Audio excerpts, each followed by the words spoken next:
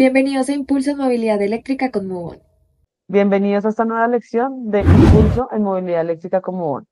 Hoy veremos la revolución silenciosa, cómo los vehículos eléctricos están cambiando nuestras ciudades. Hoy con nosotros está Michael Arroyave, experto en movilidad eléctrica. Hola, Michael, ¿qué ¿cómo tal? estás? Muy bien, muchas gracias, Natalia. Muy buena la invitación. ¿De qué vamos a hablar? Gracias. Listo. Para entender esta revolución tenemos tres conceptos claves: electromovilidad, huella de carbono y estaciones de carga inteligente. ¿Qué nos puedes contar sobre eso, Michael? Sí, súper interesante porque la electromovilidad al final es la forma en que la electricidad apoya energéticamente las diferentes formas de moverse en una ciudad y entre las ciudades. Cuando hablamos de electromovilidad estamos hablando de cualquier vehículo que se pueda mover a través de baterías o de una conexión eléctrica directa. Pero vamos a hablar de patinetas, automóviles, camionetas, camiones, trenes, buses, barcos, lo que quieras. Entonces, electromovilidad es un concepto súper amplio que impacta de diferentes maneras. Luego, en cuanto a huella de carbono, lo que estamos considerando allí es qué tanto nuestro movimiento, qué tanto lo que hacemos en el día a día, las necesidades que tenemos de movernos personalmente y de mover los bienes y servir, bueno, los bienes realmente, que llevamos de un lado a otro del planeta, es qué impacto tiene eso en nuestro planeta. Entonces, la huella de carbono es no solamente cuántas emisiones de CO2 y de otros contaminantes salen por el exhausto de un automóvil, sino también la huella de carbono y todo el ciclo de vida del energético que usemos, sea gasolina, sea electricidad, sea el que sea, desde que lo extraemos de la tierra, en el caso del petróleo, al refinarlo, al transportarlo y al llevarlo a un depósito de combustible y usarlo en un vehículo, o la energía eléctrica al generarla en unos paneles solares, en unos aerogeneradores, en unas turbinas hidroeléctricas, en cualquier parte del planeta. Entonces, es un poco ese es el concepto de huella de carbono que tanto impacto tiene. Y el tercer concepto es la infraestructura de carga inteligente. En este caso es cómo los dispositivos que hemos diseñado para recargar las baterías de nuestros, en estos casos, nuestros carros eléctricos, nuestros vehículos eléctricos, cómo impacta o cómo podemos desarrollar una infraestructura que sea realmente inteligente, que no sea simplemente un equipo allí instalado en cualquier parte, que no sabemos si funciona o si no funciona y que no tenemos la certeza de que cuando lleguemos allí vamos a recargar nuestro vehículo y continuar nuestro camino, que es al final lo que estamos buscando. Qué interesante, Michael. ¿Y tú me puedes contar cómo está en este momento todo esto y a dónde se proyecta? Bueno, esta parte tiene muchísimas aristas, tiene variantes interesantes, pero lo bueno de estar en un mundo tan globalizado y donde todos tenemos como un objetivo muy común en ese sentido es que podemos ver al futuro cuando miramos a otros países, cuando vemos economías mucho más potentes a nivel monetario, digamos, en un país como Noruega, ya hoy el 89% de los vehículos que se venden al año son eléctricos. Entonces, si se vendieron 130.000 vehículos el año pasado, pues de esos 114.000 son eléctricos. O sea, es el futuro y es el presente en Noruega. Pero vamos a una economía un poco más sensata, vamos a China, que ya no es tan grande a nivel monetario per cápita, pero que tiene volúmenes y números muy grandes. En China se vendieron el año pasado 23 millones de vehículos, que es una cifra astronómica, y de esos los eléctricos fueron unos 6, casi 7 millones, es decir, un 30%. De cada 100 carros que se venden, 30%, 30 carros de esos son eléctricos. Entonces los números van creciendo. Entonces, el ejemplo este que pongo es a lo que vamos a llegar en algún momento, lo que esperamos todos. Ya una economía mucho más cercana a la colombiana o más referencia, una economía como la española, ya son el 5%, Estados Unidos es el 7%, y en Colombia no está tan mal, el año pasado estuvo muy bien, fue el 4,5%, es decir, de los 200.000 vehículos que se vendieron el año pasado en Colombia, ya unos 9.000, un poco más de 9.000 fueron eléctricos. Entonces, no está mal, son números bastante interesantes, creciendo mucho porque el año anterior, 2023, se habían vendido unos 3.200 o 3.500. Entonces, el crecimiento es importante y lo que estamos viendo es que muy seguramente en un par de años llegaremos a la cifra que tiene Estados Unidos o a lo mejor este año. En unos cuantos años más llegamos a la cifra que tiene China, un 30%, y seguro que en 10 años o algo así estaremos muy cercanos a una cifra como la que lleva Noruega, que es a donde todo el planeta está apuntando. Michael, ¿y tú sabrías por qué Estados Unidos, siendo un país tan grande, digamos a comparación de China, es tan diferente el porcentaje de uso de carro eléctrico? Ahí, a ver, ahí nos metemos un poco en geopolítica, es un tema bastante puntiagudo, Mm. digamos, pero podemos hablar de varias cosas. Una es la forma en cómo China maneja la industria, en cuanto a que China está interesado en adoptar o en desarrollar una tecnología en la que empezamos todos de ceros. China, digamos que históricamente lo que ha sido es, yo te dejo construir y fabricar vehículos o casi cualquier cosa en China, pero tú tienes que hacer un joint venture, una junción, una conjunción de empresas entre la empresa que tengas en Estados Unidos, en Europa o en donde quieras, y una empresa china, en donde haces una transferencia de tecnología y permites que un producto pueda salir al mercado.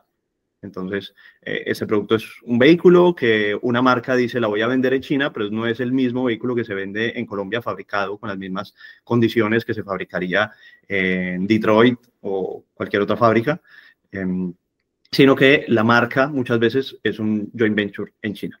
Ahora, cuando llegamos a los vehículos eléctricos, ya no hay una marca que sea potente, no hay un Ford, no hay un Chevrolet, no hay un GMC, un Fiat Chrysler o cualquier marca europea, cualquier marca alemana, que de por sí son muy interesantes o fueron muy interesantes en China, sino que empezamos todos casi que desde un papel en blanco en una tecnología en la que todos podemos innovar. Y lo que hizo China fue decir, pues como nadie sabe nada, como nadie tiene demasiada experiencia, vamos a construir desde cero todo con nuestra industria y vamos a dar unos incentivos bastante importantes para que esta industria se desarrolle.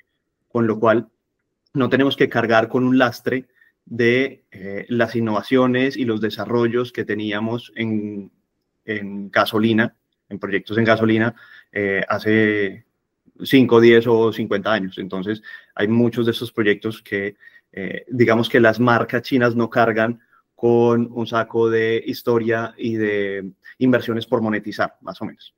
El resumen de toda esta carreta es que China da unos beneficios tributarios muy importantes a las fábricas para que produzcan eléctricos baratos, con lo cual las fábricas pudieron crecer, hacer económicamente, hacer a nivel de escala vehículos a muy buen precio. Y cuando empiezan a saturar un mercado como el chino, empiezan a exportar y lo que hace es poner vehículos eléctricos en todas partes del mundo con muy buena calidad porque tienen volúmenes muy amplios. No es lo mismo estar creciendo con 6 o 7 millones que crece China a el 1 millón al año que vende Estados Unidos. Tienen mucha más Ok. experiencia, porque venden mucho más y aprenden mucho más rápido. Tienen una velocidad de iteración muy alta. Espero que eso responda a la pregunta. Sí, muchas gracias. Te iba a preguntar también, ¿tú conoces, por ejemplo, los precios de los carros en Noruega? O sea, que dices que casi el 80% de los carros en Noruega son eléctricos. ¿El precio es igual a como lo vemos en el resto de los países? ¿O como los conocemos acá en Colombia? A ver, ese número realmente no lo tengo fresco, pero la verdad es que no es tanto que los eléctricos en Noruega tengan un beneficio, sino más bien que se castiga a los de combustión. Entonces no es, Sí. mira, es que yo tengo, el precio a lo mejor puede ser muy similar, pero tienes una tasa, un impuesto extra que pagas cuando vas a adquirir un vehículo de combustión. Entonces, eso también hace, tú puedes tener, al final son dos formas de hacer, de llevar una política que te permita masificar la movilidad eléctrica. Una, como la que hace Colombia, por ejemplo, no le pongo trabas adicionales, aunque ya hay impuestos, pero no le pongo impuestos adicionales a la gasolina, pero sí que le pongo un beneficio especial al eléctrico, con lo cual los beneficios que, por ejemplo, hoy en Colombia son bastante importantes, el 35% del arancel y te quitan el IVA, ya es casi 50% de los impuestos que pagaría otro vehículo, entonces eso está muy bien. Ok, gracias. Michael, y hablando un poco de la huella de carbono, ¿qué nos podrías contar sobre eso? Mira, aquí ya hablamos hace un momento de la cantidad de vehículos que se vendieron en Colombia el año pasado, pero vamos a números reales. Por ejemplo, un vehículo a gasolina puede emitir el equivalente casi a 2 toneladas de CO2 al año, recorriendo unos 15.000 kilómetros o algo así, son números gruesos. Un vehículo eléctrico evita casi al 100% esta emisión, sobre todo porque el vehículo a gasolina tiene algo bastante nocivo en ese sentido, y es que las emisiones son en la ciudad. Es decir, en un trancón, en un embotellamiento, como le quieras llamar, los vehículos que están allí están todos en la ciudad, y en la ciudad están las poblaciones más vulnerables, los niños, los ancianos, los que realmente padecen afecciones respiratorias y a los que realmente les impacta que estos vehículos estén emitiendo gases de efecto invernadero en las ciudades. Para generar seguramente 1 kWh de energía se pueden generar muy pocas emisiones, pero estas se generan normalmente fuera de la ciudad. Entonces el impacto es mucho menor, están en unas zonas donde normalmente se pueden absorber mucho más rápido esas emisiones. Con lo cual, estas 2 toneladas de CO2 que reemplazamos al sacar un vehículo de gasolina y reemplazarlo por un eléctrico, es el equivalente a unos 82 árboles maduros. Es decir, eso es un bosque interesante. Cuando Completo. hablamos de 9.000, cuando hablamos de los 9.000 eléctricos que se vendieron el año pasado, eso es, imagínate el Parque Simón Bolívar, sin el lago, todo completo, cubierto de árboles. Bueno, 7 veces eso en un año. Es bastante interesante.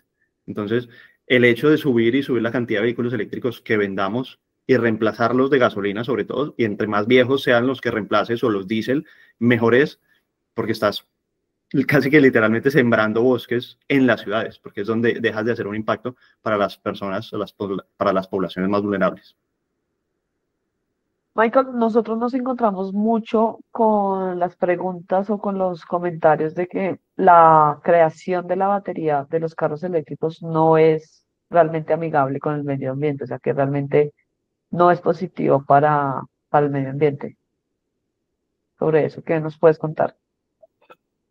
Mira, aquí hay como en cualquier tecnología, hay una investigación en curso y hay muchísimos desarrollos. Yo he tenido la oportunidad de estar en fábricas de baterías en donde hay proyectos donde dice, mira, llevamos 2 años, 3 años investigando esta tecnología, y hay un cubículo de 2x2 donde ponen una batería y la prueban.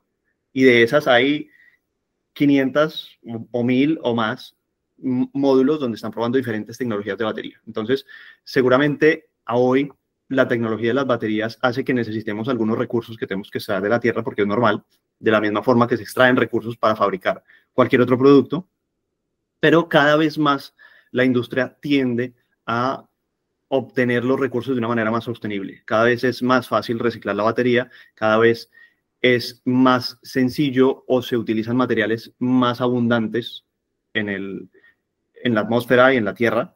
Entonces, estamos hablando de litio, estamos hablando de hierro, estamos hablando de fósforo, que son elementos bastante abundantes en la corteza terrestre, por decirlo así, poniéndonos un poco profundos.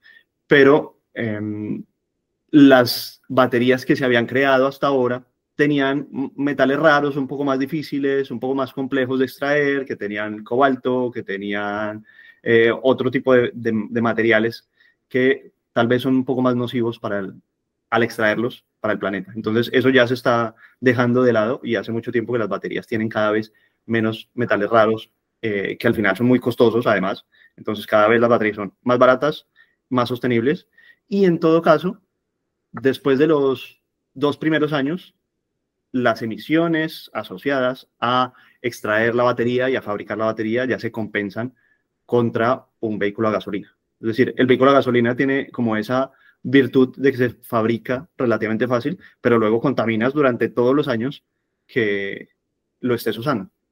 Eso es el contraste completo con la movilidad eléctrica, que entras como debiendo, llegas al juego perdiendo, pero muy rápido, por las características del producto, empiezas a compensar todo lo que has generado. Pasas al otro lado. Sí, Exacto. interesante. Michael, ¿y a ti qué te inspiró, o te motivó a involucrarte en la movilidad eléctrica, en todo este Bueno, campo? esto fue hace bastantes años ya. Yo creo que era 2011 o por ahí, y estaba en Cali en un centro comercial, y sabes que en los centros comerciales pues hacen demostraciones de ciertos vehículos. Pues había un vehículo que en ese momento no era eléctrico, porque no había ningún eléctrico aún en Colombia. Era un vehículo enchufable, un híbrido enchufable, pero cuando el vendedor, obviamente yo era muy joven y preguntas bastante inocentes al vendedor y me decía, no, es que esto tiene un motor eléctrico, pero también tiene una gasolina. Entonces me mostraba un poco como los contrastes y yo, bueno, pero muéstreme el motor. Me dijo, no, es que el motor no se puede ver porque en la parte de adelante, en el capó, pues realmente ahí es un motor a gasolina pequeño y ya está. Bueno, y por dentro, ¿qué tal es? ¿No? Por dentro es como un carro normal, es decir, esto es un carro absolutamente normal. Entonces, después de esa experiencia de ver que realmente no es como lo pintan, realmente no es un carro chocón, realmente no es algo como de juguete, realmente un vehículo eléctrico es un vehículo, un automóvil en toda su dimensión, incluso pues, ahora, viéndolo después de tantos años, sé que es superior casi que en todo sentido a un vehículo a gasolina, pero fue como esa chispa inicial que me dijo, bueno, ¿y aquí qué hay? Esto puede ser interesante, esto puede tener un futuro. Yo estaba estudiando en ese momento ingeniería eléctrica, entonces como que era muy compatible, con lo cual lo que hice fue buscar una maestría, encontré una maestría en Francia sobre movilidad eléctrica justamente, la terminé en 2015 y desde allí hasta hoy lo que hablo son vehículos eléctricos todos los días. Es un poco esa la historia. Y cada vez se habla más, ¿no? O sea, has visto cómo ha crecido toda esa industria. Sí, exacto. Es gracioso porque nadie daba un peso por esa industria hace 10 años o 15. Tuvo que llegar tuvieron que llegar diferentes innovaciones porque un producto como este, tan completo, tan exitoso, digamos, no puede llegar solo. Entonces tienes innovaciones desde el punto de vista de la batería, que ya hablamos, tienes innovaciones desde el punto de vista de la seguridad, de la tecnología, tienes cada vez sistemas de software, sistemas de computación dentro del vehículo que hace posible que puedas tomar las decisiones para una conducción mucho más segura. Cada vez los vehículos pueden tener una pantalla que te muestre información relevante de mejor calidad, entonces como que vas generando mejoras incrementales para que ahora un producto de movilidad eléctrica, pues no te imaginas tener una conducción autónoma o no te imaginas una pantalla gigante viendo Netflix, no sé qué, en un carro que esté vibrando y que esté emitiendo gases, como que no pega eso, entonces como que en este momento ya es algo muy... sí, muy externo, muy diferente, como que lo ves diferente, eh, un carro a gasolina con un carro eléctrico, la tecnología y todas las herramientas que permitieron que ahora tengamos vehículos de ese estilo.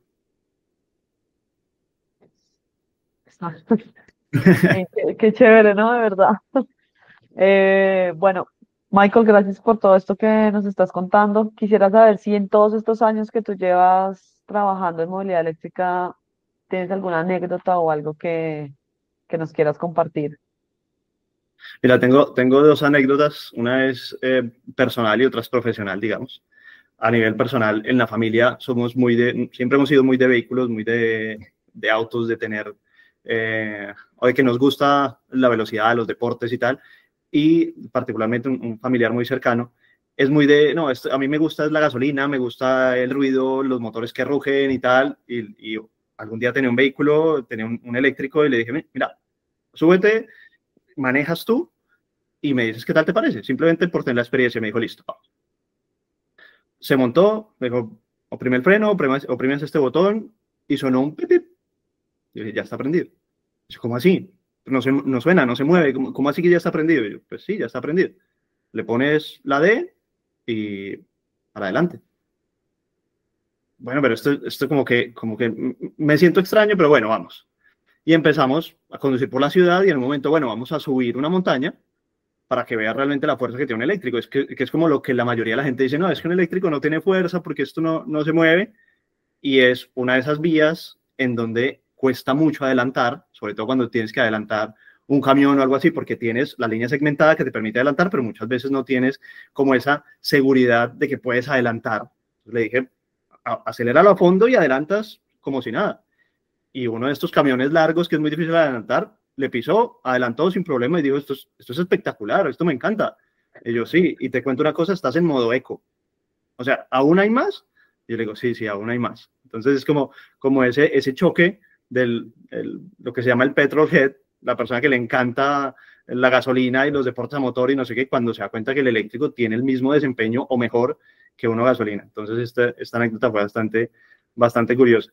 Y otra, en un momento que estaba haciendo Esta ya es una anécdota profesional, que estaba haciendo un proyecto en donde llevamos casi que el primer bus eléctrico como de pasajeros, de tipo turismo, digamos, en Colombia. Y una de las pruebas que queríamos hacer era justamente en Cali, dar la ruta por el lago Calima y volver hasta Cali en una zona en donde tienes que hacer una bajada muy pronunciada. Los vehículos grandes, cuando hacen bajadas muy pronunciadas y tienen que utilizar mucho los frenos, pues los frenos se calientan y la llanta, el rin, se calienta mucho. Ujú.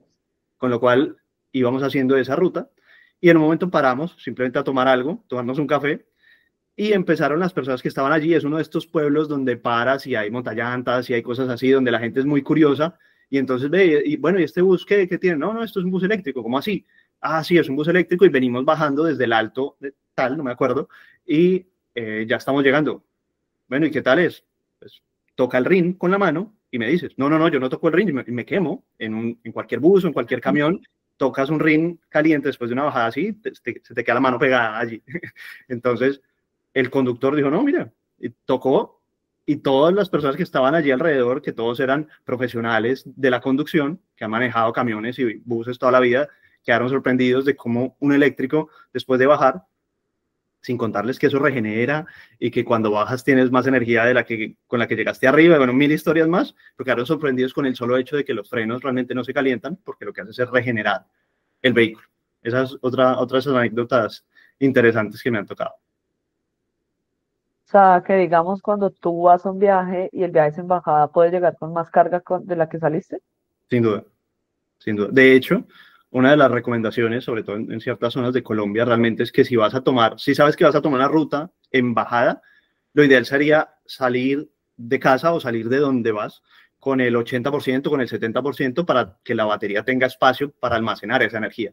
Si sales con el 100%, realmente la batería no tiene dónde almacenar y te toca usar el freno normalmente. Entonces, si tú sales de casa con el 60, 70%, 80%, llegas abajo, puedes llegar dependiendo del tamaño del vehículo, de cuánto pesa, de cuán larga es la bajada, puedes llegar abajo con el 90, con el 100 o con un valor intermedio entre eso. Pues también es una Ok, particularidad interesante de la movilidad eléctrica, sobre todo en Colombia, que tenemos una topografía tan particular. también se cree que el vehículo eléctrico es más lento y no es cierto tampoco. Levanta más rápido la velocidad. Sí, a ver, dependerá de cuál es tu capacidad de reacción, pero en vehículos eléctricos puedes llegar a 200 kilómetros por hora sin problema. En Colombia realmente no es legal esta velocidad, entonces es casi que igual, pero la mayoría de vehículos están limitados, digamos que electrónicamente por seguridad, a 150, 160 kilómetros por hora, pero el tema es que tú llegas a 100 kilómetros por hora en un eléctrico en 3 segundos, y en un eléctrico casi que de calle.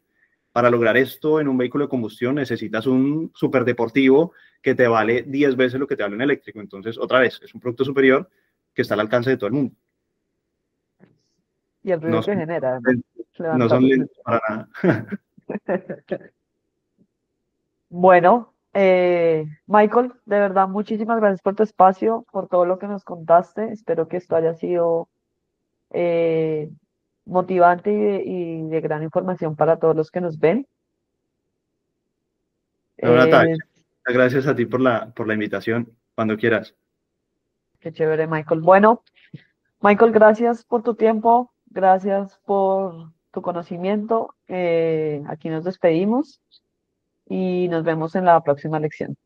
Gracias, Natalia. Muchas gracias a todos. Nos vemos en la próxima. Chao. Chao.